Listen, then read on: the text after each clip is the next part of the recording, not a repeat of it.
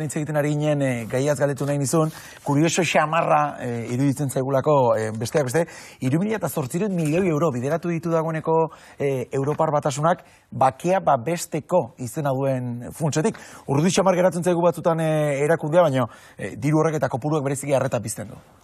Bai, egia da testuinguru oso berezi batean bizitzen ari garela eta azken finean, gerrarekin ikusten ari garena da gure ustez, aro berri baten hasiera, ez? Orain arte mundu mailan garapen eredu bat jarraitu izan dugu eta garapen eredu horrek goia jo du eta orain mundu berri baterantz abiatzen ari gara, ez? Eta adi egon beharko dugu mundu horretan gerra iraunkorki presente bihurtuko den faktore bat ekiditu nahi badugu. Bueno, etxera etorrita, Arana egoitza zenean martxan jarri nahi duen proiektu horrek, hasiera batean Espainiako gobernua eta jaurlaritza horrez aurre jarri zituen, eta ondoren baita, jaurlaritza osatzen duen koalizio gobernua bera ere. Zakit, kanpokaldetik nola ikusten ari zareten, eneko handuzak hartutako tono zakarra, adierazpen gogorrak egin zuelako, eta ondoren horrek ekarri duen soka luzte, ez da, azkena, ahotsa entzun duguna, lehendakariena izan da, minduta adierazi delako. Bai, egia da gai honen inguruan, nik nire buruari egiten dizkiodan galderak, eta uste dut persona orok bere buruari egiten dizkiona hause dira. Alde batetik, ez badaukate beste toki bat horrelako gauzak eztabaidatzeko gobernu bazkideak direnak, eta beste aldetik, hauteskundeen aurrean desberdintasunak irudikatu nahi badituzte, ez daukate beste gai hain delikatua ez dena hori egiteko. Gure ustez, gaiak ezigitzen du erantzukizunaz jokatzea, badakigu gizartean zelako eztabaidak sortzen diren horrelako kontuen inguruan, uste dut giza eskubideak babestu behar direla, personak babestu behar direla, eredu propio bat garatu behar dugula horren alde, eta sortu daitezkeen polemikak eta desadostasunak beste modu batean bideratu behar direla. Azken finean oso penagarria da, nire ustez, emoten ari diren ikuskizuna, denok dakigu herri hontan, azken urteotan, PSOE-ren papera izan dela eskuinaren politiken makuilua izatea eta PNV-ren menpe egotea, eta orain badirudi urduri jartzen ari dela hauteskuneen aurrean, eta eskandaloak montatzen dituzte, eta beste aldetik erantzuna antzekoa, ez? Beraz, guk seriotasuna eta erantzunkizuna eskatzen diegu, hitz egin behar duten moduan, eta ekiditzea eztabaida gai batzuen inguruan. Pertsonak babestea erdigunean kokatu beharko litzatekeela esan duzulako, eredua bera, Espainiako gobernuak 350 errefuxiaturentzat egoitza bat jarri nahi izatea, Arana auzoan dagoen egoitza horretan, eredua beraren inguruan zer iritzia daukazue? Guk uste dugu gauza hauetaz eztabaidatu daitekela, baina eztabaidatu behar dela lasaitasunez eta dagokien markoan. Guk uste dugu lehen esan dugun moduan, ihes egiten duten personak, errefuxiatzen diren personak, lehentasuna direla, euren ongizatea lehentasuna dela, hemen garatu nahi ditugu gauzak beste modu batean, beste eskala batean, eta uste duk eskubidea daukagula gauzak gure modura egitera. Formula horrekin behintzat ez zaude ados, 350 pertsonentzat, edo orain arte jaurlaritzak egun defendatzen duen, edo EAJ-ak ordezkari defendatzen duten ereduarekin gertuako zaude eredu horretatik. Guk uste dugu Euskal Herrian eta Euskal Gizartea badaukala heldutasuna eta alderdi politikoak ere heldutasuna eduki behar dugula, eztabaida hau egiteko formatu partidistak ekiditzen, eta gu prest gaude hortaz hitz egiteko, baina uste dugu sortu den giroa ez duela laguntzen hori egiteko, eta beraz guk egiten dugu deialdi bat erantzunkizunez jokatzeko. Gaiarekin iztearen eta galetzearen, eneko handuzak diskurtso xenofobotik hurbil egotea aurpegiratu zion Artolazabal sailburuari, ez dakite tonu honetan aritzea, hauteskundeak gertu egon baldin badaude ere, zer iruditzen zaizu gobernu osatzen duten bi alderdien artean? Uste errepikatu behar duela, esan dituen hainbat gauza, alde batetik erantzunkizunez jokatzeko eta antzerkia alde batera usteko eta gauzak lasaitasunez eztabaidatzeko eta akordatzeko, eta beste aldetik, argi dagoena da, PSOE-ren papera euskal politika gintzan gaur-gaurkoz zein den. Eta hemen PSOE izan da, estatu mailan bultzatu dituen hainbat neurri aurrerakoien frenoa. Eta bere erantzunkizuna da eskuina gobernuan egotea. Ez dakit urduri jartzen diren ikusten dutenean hauteskundeak datozela eta gizartearen aurrean oso desitxuratuta gelditu dela bere paper propioa eta irudikatzen ari dela babes hori bilatzen duela gehiago alderdiaren erosotasuna eta alderdi sozialistaren sarrera instituzioetan proiektu politiko propio bat aurrera eramatearen gainetik. Beraz, nik uste dut hori aldatu nahi badute, aldatu dezatela, baina batzutan sobreaktuazioak eta polemika artifiziala gainera gai delikatuen inguruan, pues ez direla biderik egokin hartarako. Euskal Herria Bilduk, 3. aldiz aurkeztu du lege proposamena, ustelkeriaren aurkako bulegoa sortzeko, arrazoi desberdinengatik bota dituzte atzera aurreko biak, bat hauteskundeak aurreratu zituztelako, eta besteak EAJak eta Alderdi Sozialistak gehiengoa baliatu zuten atzera botatzeko, 3. bai? Uste dugu Euskal Herrian azken asteotan, azken egunotan, behin betiko ezagutu dugu eta ja frogatutzat eman dezakegu bide judiziala amaitu delako, ustelkeria kasu oso larri bat izan dugula, De Miguel kasua, segurazki larriena, eta uste dugu testu inguru horretan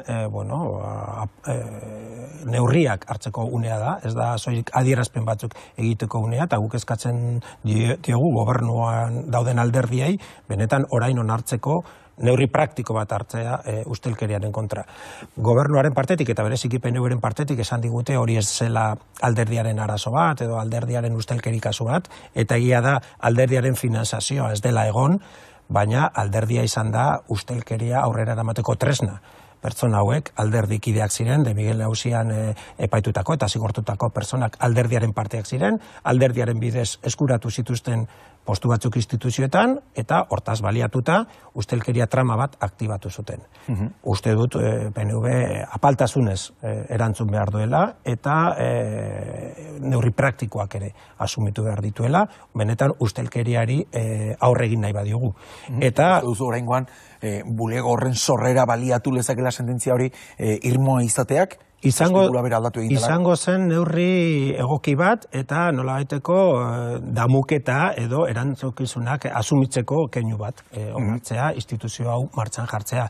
Ustelkeria ustelkeria kalte ekonomikoak sortzen ditu, baina nire ustez larriagoa diren kalte sozialak ere sortzen ditu, jendearen fedea, konfidantza instituzioekiko apurtzen duelako. Eta hori oso larria da momentu historikontan. Uste dut politika ona egiteko garaia dela, munduan transformazio oso importanteak martxan daude, eta importanteena era kolektibo baten bidez, autoantolaketaren bidez, politika onaren bidez, transformazio horiek bideratzea gehiengoen alde. Ustelkeria kasuek eta ustelkerian aurreko pasibitatea jendearen konfidantza instituzioekin apurtzen du, eta beraz uste dut eredua eman behar dela. Eta gainera herri hontan ustelkeri klasiko edo maletinaren ustelkeriatik aparte, ezagutzen ditugu beste praktikatzuk gure ustez desagokiak direnak eta gainditu behar direnak. Eta hor ere PNV zer esan handia badauka, ate birakari famatuak oso kaltegarria dira. Jendea ikusten duenean politikari batzuek kargua utzi eta enpresa handi baten zerbitzuan lanean hasten direla, horrek ere konfidantza urratzen du. Edo sare klientelarra, jendeak ikusten duenean zerbitzu privatizatuen erantzunkizuna banatzen dela alderdi zehatz baten karguek sortutako enpresetan, horrek ere konfidantza apurtzen dut. Orduan uste dut asko egin behar dugula. Bulego hori sortzea izan daiteke bide bat, baina ate birakarien eta herri hontan PNV-ren inguruan existitzen den sare klientelarra desegiteko ere urratsak eman behar direla. De Miguel auziaren harira, sententzia irmo ezagutu genuenetik EAJko ordezkari desberdinak izan direlako hemen egunen Euskadin, eta bat egin dute berretsi egin dutela hasieratik, mezu argia eman dutela sententzia horren aurka, gertatutakoaren aurka, barkamena eskatute, zer gehiago eskatuko zenioke, adirazpen publiko horri begira baita ere? Bueno, nik uste dut eredugarria ez dela izan euren jarrera, eta beti joan direla atzera, ez? Bai karguak edo karnetak kentzerakoan, beti berandu eta presio sozialak bultzatuta. Eta orain, esaten nuen moduan, barkamena eskatzea aparte, nik uste dut, ekintza zehatzekin demostratu behar dela, horrelako praktikak inoiz ez errepikatzeko borondate argi badagoela. Zer praktika zehatz esate baterako? Lehen aipatu du, gardentasuna, bateraezintasunak, enpresa eta mundu politikoen arteko loturak desegitea, kargo publikoek sortutako enpresak, administrazioekin kontratuak egiten dituztenean argitasun edo zuzenean praktika hori ekiditzea, kode etiko zorrotzagoak implantatzea, nik uste dut, dela elementu asko, eta, esatea, sentitzen duzula, normala da sentitzea, nik sinesten dut sentitzen dutela, egia da, oso larria izan delako gertatu dena, baina sentitzea za parte importantea izango zen, gauza praktikoak egitea berriro gerta ez dadin. Alor ekonomikoan, badirudi eta printzipioz eskuarten dauzkagun neurgailuekin, Euskadi atzeraldetik urrundu egin dela, hala ere aldi berean, laboral kutxak emandako datuen arabera, Euskadi 2023an 1,3 aztea aurre ikusten da, Nafarroaren kasuan zertxo txikiagoa da, 1,2, eta Espainiako estatuen 0,8, baina aldi berean lan gatazken ikuspegiak kezka sortzen du.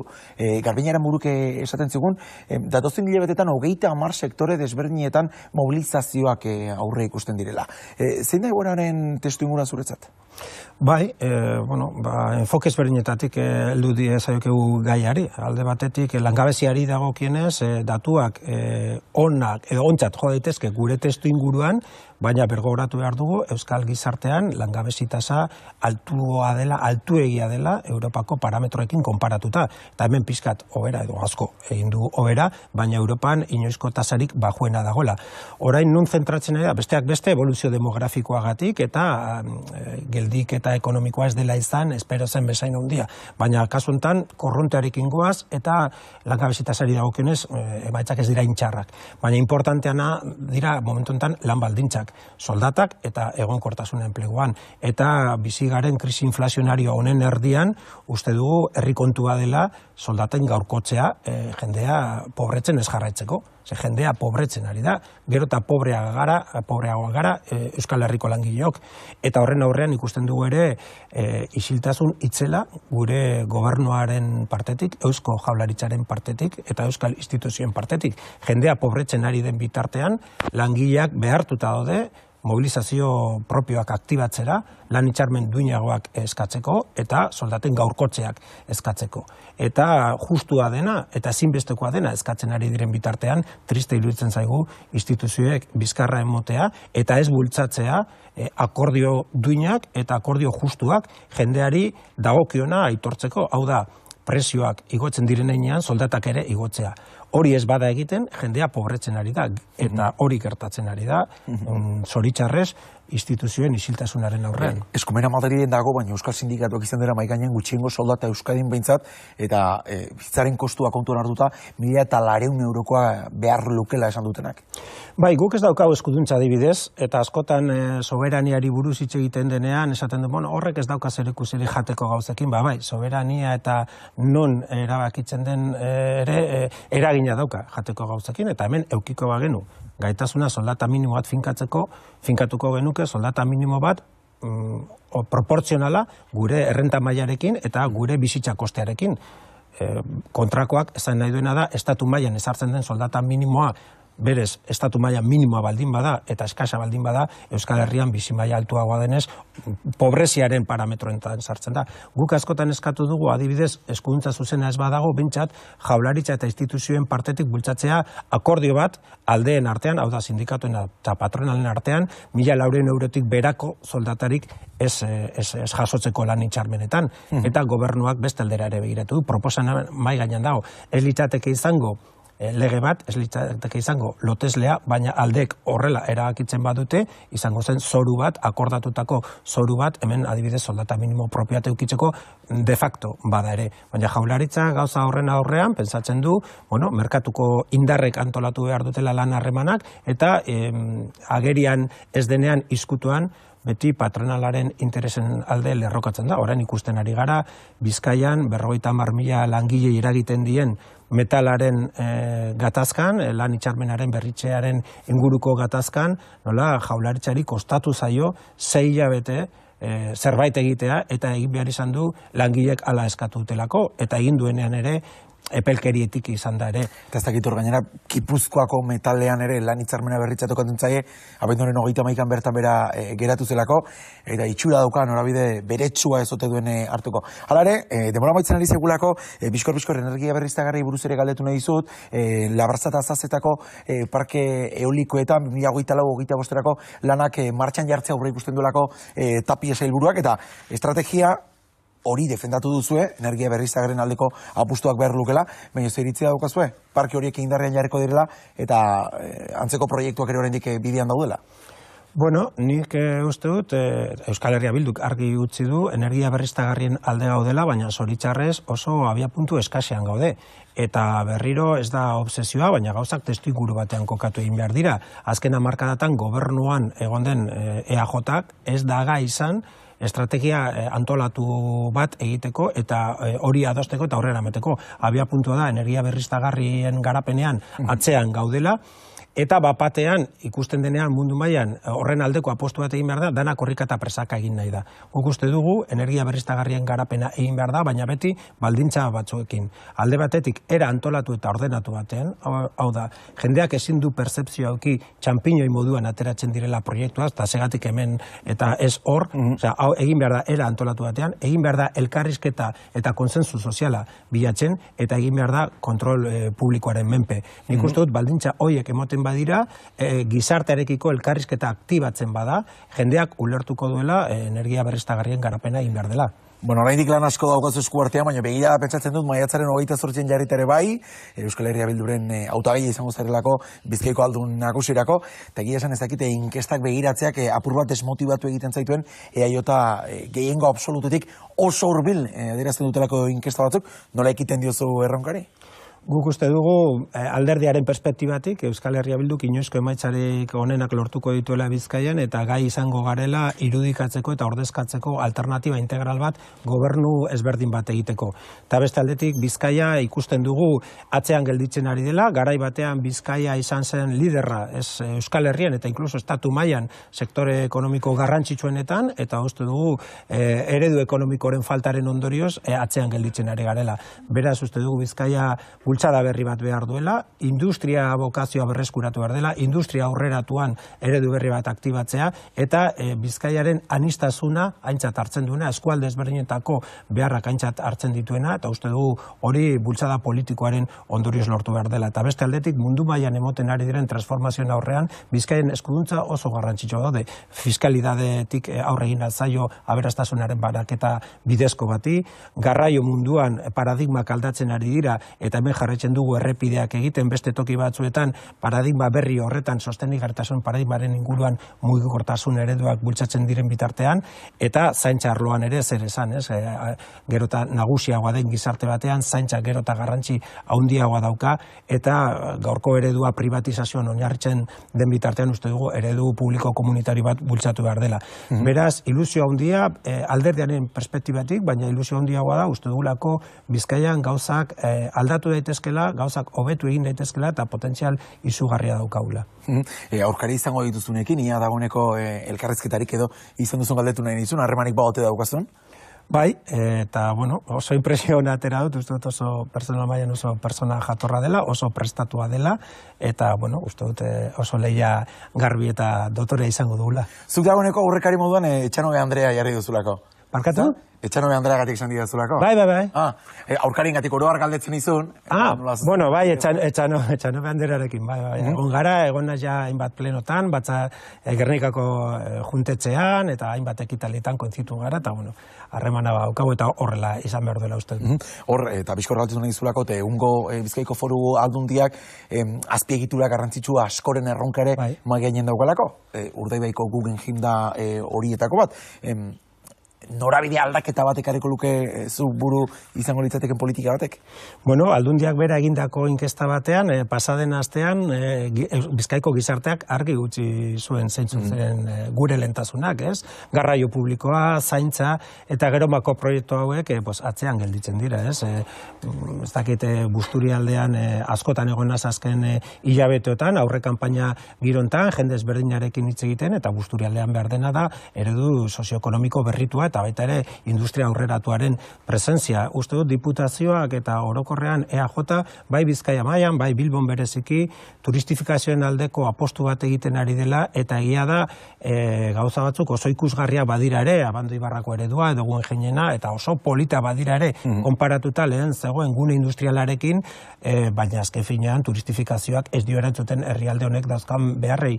Lehen aipatu dut Bizkaia garai batean Euskal Herriko motor industriala esan zela, gaur egun egungo industria eredua ez da duela markada batzuk zegona industria astuna, baina berrasmatu egin behar dugu modelo hori, eta argi dago mundu mailan aurreratuenak diren herrialdetan industria potentea dauzkatela, industria aurreratuak, industria teknologikoak, eta horrek eskatzen diguna da ezagupenaren gizarte bat eta ekonomia bat bultzatzea era integral batean. Bizkaiako ikerkuntza eta garapenaren gastua EAaren batazbestekoaren azpitik dago, eta hori nahiko esanguratsua da. Beraz, berreskuratu nahi dugu gure gaitasun ekonomikoa, eta horren bidez gizarte justuago bat eraiki eta jendeari aukera material hobeak eskaini, uste dugu bokazio industrial eta teknologikoa berreskuratu behar dugula. Horren aurrean, beste batzuk kolorinetako museoak eta proposamenak egiten dituzte, eta uste dute bide hori ez dela Bizkaiak behar duena. Iker Casanova, eskerrik asko eta zorte hon, aurrerantzean. Eskerrik asko, zuei.